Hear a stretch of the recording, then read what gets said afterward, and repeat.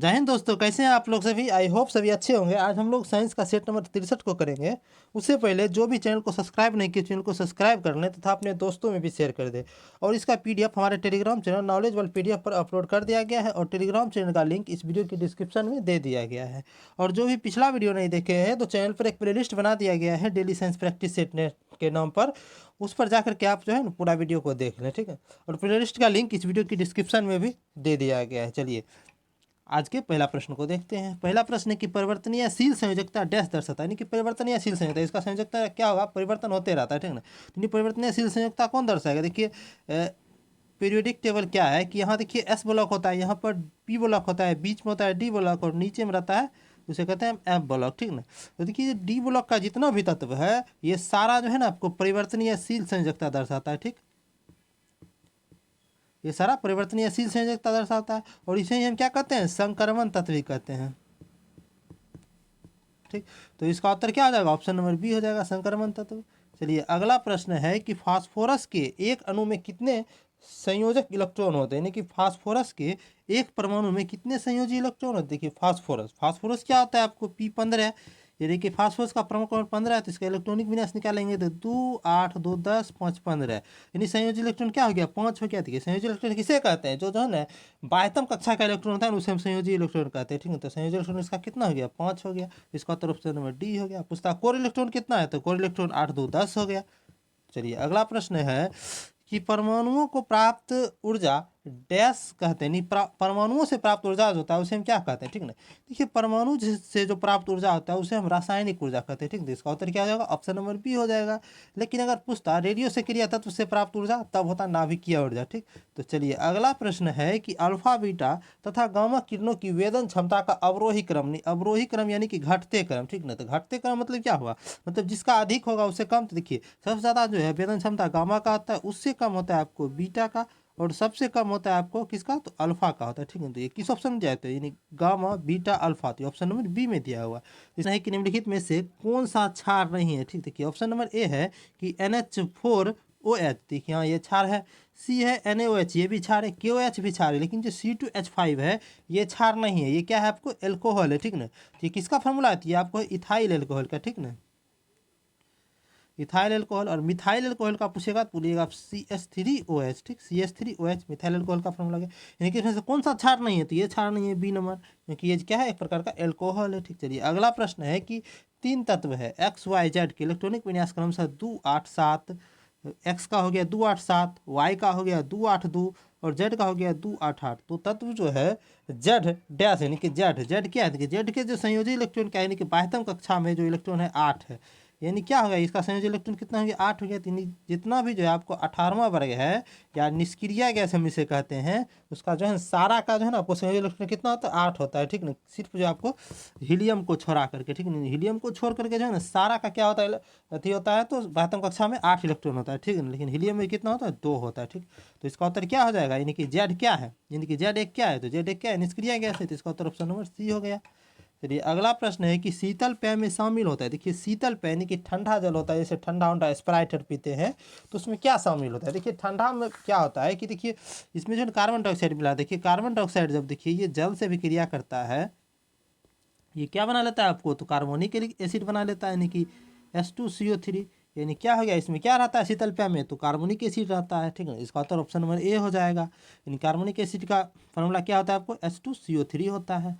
चलिए अगला प्रश्न है कि असंगत युग्म का पता लगाए, ठीक है। देखिए ऑप्शन ए है नाइट्रोजन या ऑक्सीजन, क्या है, हवा है, हाँ सही है, ये हवा तो है ही।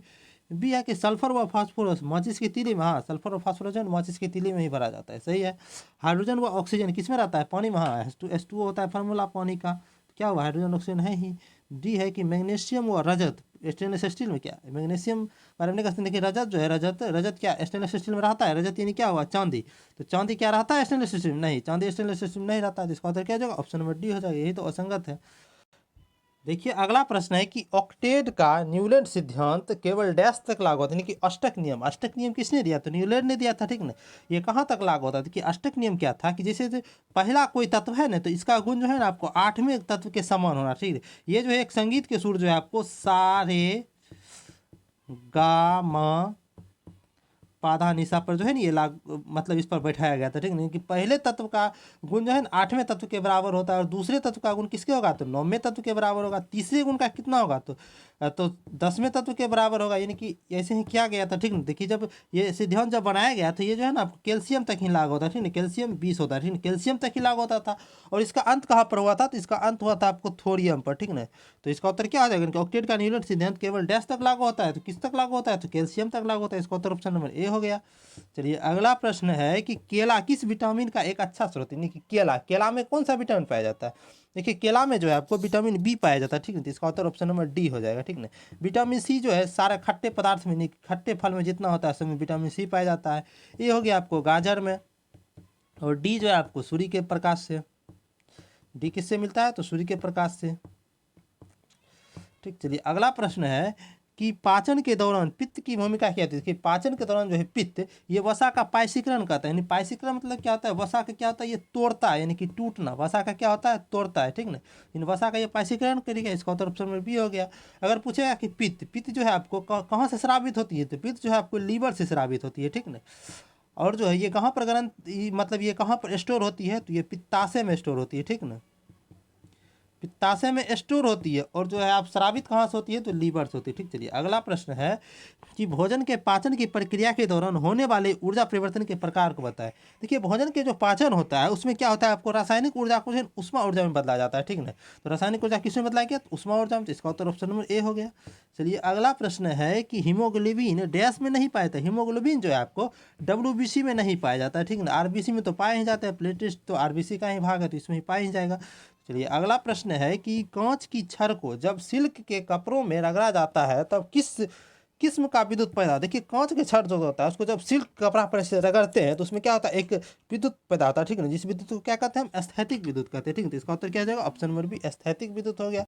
कि अगला प्रश्न है कि सूची 1 को सूची 2 के साथ मिलान करें तथा कूटों की मदद से सही उत्तर का चुनाव करें, ठीक।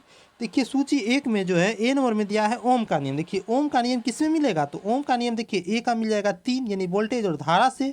अब देखिए बी यानी फ्लेमिंग के दाएं हाथ का नियम। फ्लेमिंग के जो दाएं हाथ का नियम होता है ये होता है आपको एसी जनरेटर के लिए, यानी कि बी का हो गया 4। और सी यानी आवर्तित जो है आवर्तित ये किस में मिलेगा ये मिलेगा उत्पादक में, ठीक है। किस में मिलेगा आवर्तित उत्पादक यानी कि 2 हो गया।